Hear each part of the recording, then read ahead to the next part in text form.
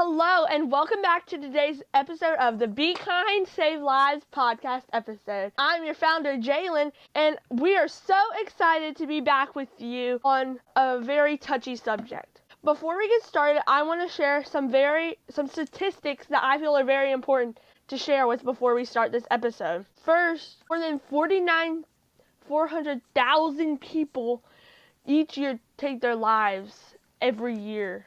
Now that is due to a variety of things, not just bullying, depression, and many other things. That's nearly twice as many homicides as there are in the US. If my math is right, that is about 135 deaths per day. And that's a huge number. If I'm being completely honest, that took me a while to comprehend. Now to you, Joseph. Hello, Kindness Saves Lives. It's me, Developer Jay. And yeah, Jalen, I very agree with that. It's hard to calculate so many of these suicidal deaths due to bullying and et cetera, et cetera. So there's millions of reasons people commit suicide, and it's not just bullying. I mean, it comes from abuse and like a lot of the other stuff that kind of works with that. Today's podcast, we're mostly going to be talking about coping, suicide prevention, mostly like what we do in our other videos, and then we're going to do our opinions part, like our other videos, and yeah, so that's today's podcast. All right, Jalen, you can start. So yes, I would like to start with some healthy ways of coping, because I feel like if we can teach people to cope, that will help save lives every single day. I know some people cut themselves to cope and things like that, and that's not a healthy way to cope because you are putting permanent lines into your skin that you can never get rid of, and you don't deserve that. Because you are better than that, and you are an amazing human being. One healthy way to cope is baking. I know some people think baking is stressful, and I totally understand that. But for some people, baking is a great stress reliever. Another one is talking to an animal. I know this is gonna sound cringy. Don't get me wrong. I know it does. But talking to your pet, it's someone you're comfortable with. You can openly express your feelings, and they're not going to judge you. Another one I like is going and doing some sort of physical activity, like your sport. Like for me, in my instance, it's swimming. If I am mad, sad, brokenhearted, whatever that may be, swimming always seems to do the trick for me. So that could be you, but with soccer, gymnastics, whatever that may be for you. And one of the last I'm going to share for right now is listening to music. Listening to music is an amazing way to cope. You can listen to the blues if you're feeling sad, or you can listen to pop if you're feeling happy. Because there's so many music genres, you can listen to whatever floats your boat in that moment. Joseph? I agree with all these coping skills, as some of them I've personally used. Every day people get bullied, and I know that it hurts. It really does hurt. And I mean, adults get bullied, and I mean, they still do. And that's just very horrible because like, you don't want to be bullied. It just hurts. And honestly, me and Jalen really understand that, as we do get bullied at school, and till today we still do, just for standing up for someone. And it's very annoying that a bully just does that. So I wish that we could stop bullying, but we try, and we will put out everything that we can to stop it, and we will try to stop bullying all around the world. And even if it doesn't go well, or it doesn't stop bullying forever, at least we made something to help some people, and that's what Kindness Saves is here for. We don't want people to suffer in silence, and we state this in a lot of videos, that bullying is just getting shoved under a rug, and the door has just been shut to bullying, so bullying just stays everywhere. So I think that we should really take more focus into bullying and try to stop it. And even if you are a bully, you might know it, but if you are a bully, please report yourself to us, and we can help you stop it. If something's going on at home, that's what we're here for. I know lots of bullies, but they won't listen. And something might be going on at home, that's what we're here for. And there's millions of other things that you can use, like counselors. 988. 988 is the suicide prevention line, which does not get enough credit. We say this in all of our episodes because it's such an important number to be heard of, because so many people use it, and I super recommend it, as it really does help. Now to you, Jalen, for our next topic. So yes, Joseph, thank you so much for sharing that amazing information. I would really like to share about cyberbullying and gossip. Now, I'm not jabbing this directly at anyone, but I feel like people don't realize that gossiping or talking behind someone's back, like being like, oh, did you see what so-and-so wore to school today? Or did you see so-and-so had a tail on? I don't think people realize that, A, they're gonna find out. You're not secretive. And it hurts. Like, there's no need to talk behind someone's back. I know kindergarten teachers say this, but if you don't have anything nice to say, don't say it. It's not a hard concept, and it could save lives. It really could. But sorry, my mind drew a blank, but things like that, I don't think people realize that's also a form of bullying. But cyberbullying is another huge thing and stuff like that. I've seen memes posted about kids because of ways they act and things, and I think it is completely inappropriate of someone to do such things. And even if they're not on that social media platform specifically, it's still cyberbullying, and it still may or may not affect them. But whether it does or doesn't is irrelevant. You still should not be posting it because it's just bad as in-person bullying. Another thing I wanted to talk about was how like you said before, Joseph, that people are scared to be an upstander because they're afraid they're going to be bullied. Hey, that's just messed up, man. I mean, there's not much more to say. That's messed up. I mean, I was bullied and got weird looks and everything in between for standing up for this girl because she wore a tail.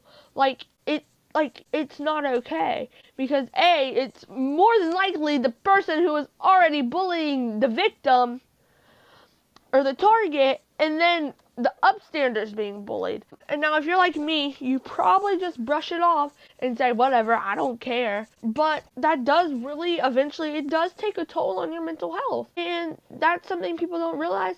But I also feel like mental health and things and suicidal ideations and thoughts are something people don't talk about because they're afraid they're gonna get talked down to. And in reality, A, you should not be being talked down to. And whoever's talking you down, they're dumb, because in reality, you're the strong one. You're the strong one for coming out and sharing your story, because your story is needed. Your story could inspire others to stay. To you, Joseph? Yes, this is as a very important topic as any other topics that are very important. This is just something that gets shoved under the rug daily, and just one word of kindness can save a life, and many people don't notice that. But preach. As we know, that's really what counts. I know this is going to be really cringy, and I'm going to have to give another shout out to Darman. I mean, they just really show how bullies affect people and how resolution happens. I see so many types of these, and that's the one good thing I like about Darman, is that it just gives out real world experiences in a 20-minute video. And they just change lives. And this is so true. It might just be cringe, but it's very true. Now to you, Jalen. Yeah, so I love how you're using other things to relate to this topic. And I think that's important because I feel like that gives our viewers another standpoint almost. I wanted to share an idea that me and Joseph have been brewing up over the last few weeks. We have been thinking about hosting an in-person event, but we've realized we do not have enough publicity yet. So it would mean the world to us if you follow, like, share, or whatever your heart content to give us more publicity. At our in-person event, we would talk about mental health, suicide prevention, and many other things. So we hope you consider helping promote our channel. So let's get back to what we were talking about. But yeah, so suicide, no matter if you want to admit it or not, it's a real thing, and it's not going to go away until someone does something about it. And that's why we've decided to do our campaign, is to promote kindness and promote suicide prevention, and to show other kids our age, younger and older, that you can make a difference. No matter if you believe it or not, just one small word of kindness, I like your shoes, could maybe, just maybe, give someone a reason to stay. And I think that's something all of us as humans need to realize. Joseph? One big thing that I'd love to state out is how people lie. And this isn't just lying that saying, I'm okay, just lying, period. I've seen people that said they're going to commit suicide, and they say it as a joke, but they make it sound very true. And this is the one thing that I very hate, is that people will lie straight to your face and make you get so worried up to make sure, like, yeah, I'm going to tell my parents, I'm going to tell the counselor, I'm going to call this, like, I'm going to call 988, something like that. But lying in general is just so bad because it can worry one person. Not just one person, but a whole entire city of people. If you start spreading a rumor about something, it can cause something very bad to go down, and nobody needs a big lie. And I've seen people do this, and I've seen people start lying to others, and I mean, I'm just like, it's just so annoying to lie about something that's so important. And now I think that more people are just on social media. It really happens. And I'm going to be really honest with you. Kids aren't even supposed to be on social media. The law states that you have to be at least 13 or above to be on like Snapchat, YouTube, like stuff like that. And that's the one thing. A lot of people break that rule. And it's not such a big rule. So many kids do it. And just from social media, a kid can want to commit suicide because someone could be getting cyberbullied. In my health class at my school, we're actually starting to talk about cyberbullying. And I had to write stuff down about like what cyberbullying is, how this can happen, how can it affect someone. And one of the big effects of cyberbullying is suicide.